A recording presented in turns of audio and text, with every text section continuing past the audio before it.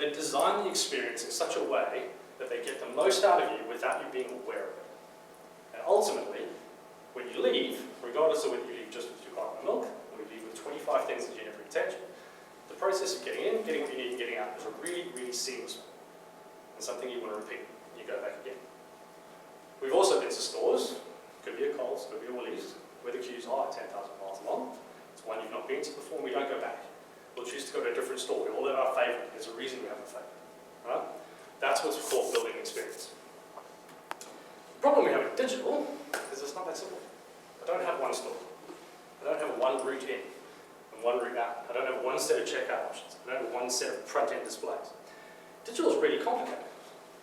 There's 1,001 things that go into building a digital experience that customers actually like. And every year, we add to it. There's more things. And the reason is that in the old days, before the invention of the internet and digital marketing, there was only one way for a customer to buy your product. That was to go into a store, physically ask for it, pull it off the shelf, go to the checkout, and pay for it. So it was a very linear process for marketers to think about how to get customers to buy their product. Because all they had to worry about was, A, build the brand, make sure customers were aware of the product, and then get them in the store to buy. Digital's different. I particularly like Instagram. Somebody else might like Facebook. Somebody else likes the website. Somebody else likes directories. Somebody else likes to go through Snapchat, whatever it might be, Twitter. All of these different touch points are down to consumer choice. What we've done within digital is great. We've created an environment where consumers can engage with brands in any way that they choose. If you're a marketer at a brand though, we've created a minefield of possible opportunities that you have to be across to make sure that your customers have a seamless experience regardless of how they engage with your brand. Nothing paints the picture of complexity in digital better than homeowners. Right? Looking for a house. I'm currently shopping for a house. Google released some data about 3 years ago now, looking at the average homeowner journey. What they saw from Google searches, browser sessions, the interactive points, the different devices, and they looked at what the average person goes through when they start to look at buying a house. Right? And that's kind of what it looks like, and this is the simplified version. It is this because they can't fit it all on one slide. And the reason is that from start to finish, the average Australian goes through 460 individual touchpoints. From the time that they decide that they want to buy a house to getting the key. 460 individual times that they try and find out a little bit more information about the house buying process, properties on the market, finance, all those different things. And they do it across multiple devices, phone, PCs, tablets. For a brand, that is an absolute minefield. Right? How do I then engage with my customer at the time, using the message they want, on the right device, in a timely fashion? Consumers aren't in the habit of hitting a website and reading 25 pages. They're in the habit of hitting a website with a specific intent in mind, getting the answer to that question, and leaving. That's what these things have done for us. We don't go and search the internet anymore. We go, hey Google, I want this, that, the next thing. Chances are I'll pick up. Good thing I covered the speaker when I did that. And it'll give us the answer we want, and then we can carry on with our day. You look at multiple studies, anything from 70 to 150, depending on who you believe. That's the number of times you check your phone or engage with your phone every day. Could be checking an email, could be a notification, could be asking Google, could be all sorts of stuff. But we're in charge. As consumers, we can choose how we engage with brands, what questions, what information we want. And for a marketer, it's a nightmare. Then add in time. Same study, same homeowner journey. Problem is, now you're overlaying 460 touch points over 19.7 months, which is the average amount of time that a consumer is in market at various stages of in market across our home journey. Now as a brand, you've got to take your paid media and you've got to work out how you're going to engage a customer for nearly 2 years before they're ready to buy your product. Right? Really, really tricky to do when they're engaging with so many of the competitors, so many different review sites, different parts of the buying process across different devices, and you as a brand want to stand out. It's hard. So it's no wonder that today's marketers are stressed. Right? In the old days, in the days of Mad Men, which I hope we've all seen, because I use the reference a lot, there's a bunch of blokes, unfortunately blokes, but sitting around ordering tables, smoking cigars, drinking whiskey, trying to work out a really smart strapline for a product. How to put a product in front of people so that they like it, they want to buy it, they go to the store and they get it. Right? Very simple marketing.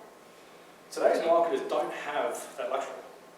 They're expected to be all things to all people within a business. They're not just there to market and build a brand. They're there to drive sales.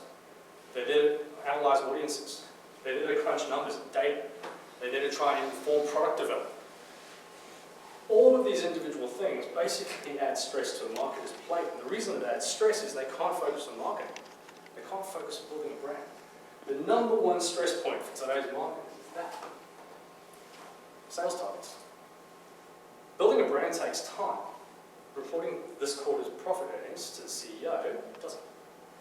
And oftentimes it's the marketer who gets put under pressure to deliver the sales targets. Not the sales team, not the business, not the product team, not the pricing, the merchandising team, it's the marketer. We're missing targets, go and promote our products. Really, really hard for them to do when they're expected to do all this other kind of stuff. Which leads to a natural outcome for marketers, which is this: time. More accurately, but they don't have it. And what happens when you don't have time is you start to prioritize, you start to cut corners, you start to work out what is the path of least resistance, what is the one thing that I can do that's going to A, keep me in my job, B, satisfy the powers above. Like I said, ultimately that's probably sales targets, it's probably revenue and profit at the end of the day. But often what we do is we go after those things without the consumer in mind. We're worried about delivering the number, and we're not worried about burning our bridges with our customers. But hey, look, it's digital, so everything's measurable, we're in a good place, everything's fine, we can go and work out. Yeah, it's a very simple metric of trying to find these consumers online. Well, as an industry, we're not helping our clients, right? I work for an agency, so I understand the irony of me saying that we're not doing a really good job of it, because we just introduced more complexity to try and sell a specific thing. So a marketer today is kind of going, right, I want to understand the world of digital. I need to be able to engage with my customers online. I need to work out how we can do that in the most effective way. We've not really done it really well before. Right, where do I start? The first thing they get encountered is this. And for those of you who don't know, this is a LoomScan. It is a graphical representation just of the technology companies that can do a job in digital marketing.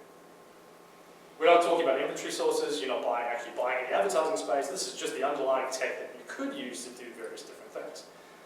Each one of these things probably has a very niche, particular thing that it does better than everybody else. Most of them don't do anything better than anybody else. But the likelihood is all these companies exist because they can sell it to someone, right? And it's an easy sell. Marketers are time poor, they're stressed, they don't know where to go. In walks somebody with a flashy new product that says, look, I can deliver this. So even if a marketer can work their way around this and kind of cherry pick the few individual platforms and technologies that they want, we as an industry need to make money. Periodic table of marketing signals. For those who can't read, that says 261. That's 261 different metrics that are currently being sold to marketers in today's world.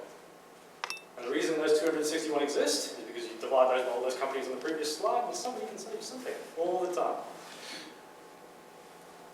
This is a huge problem in our industry. I think at one point Facebook had over 300 metrics by themselves. It's a really, really strong ability to confuse clients rather than make their lives easier. 261 different things a client can buy that they can show to their boss. I would argue to say that probably 220 to 230 of those don't talk about customers, don't talk about top line or bottom line results, and probably don't help a marketer do anything other than show what they've been spending their time on, which is essentially job protection, right? So, huge amount of complexity, we're not helping ourselves as an industry. What happens in the market as well? They focus on the one thing that's going to keep them safe, which is profit. Profitability. How do I generate more sales this quarter than I did last quarter to show progress? That's it. Short term. I need to hit the number now. Not in 2 years' time, not in 3 years' time, not in 5 years' time, now. I need to do it now. And because it's digital, hey, guess what? I can do it because I can go after things. I can measure, I can target, I can do all these cool things that digital is known to be able to do. And I can hit this number, and I can hit this number this month, this quarter, this year. The problem is, when you start doing that, and you forget about building a brand, that market you're going after gets smaller, smaller, smaller every year. And if you want to keep the numbers going up and up and up, it's going to cost you more money. Specifically more money in paid media. More like. So it's not all doom and gloom, right? At the end of the day, marketers get into a situation where they kind of have to go, I need help. Or at the very least, I need to simplify this down and get to a point where I know exactly what I'm doing and a very easy way for me to hit that objective, whatever that objective may be. And as an industry, and when I say an industry, I'm talking Google and Facebook's as well, we've done a cracking job of selling a one-hit wonder solution.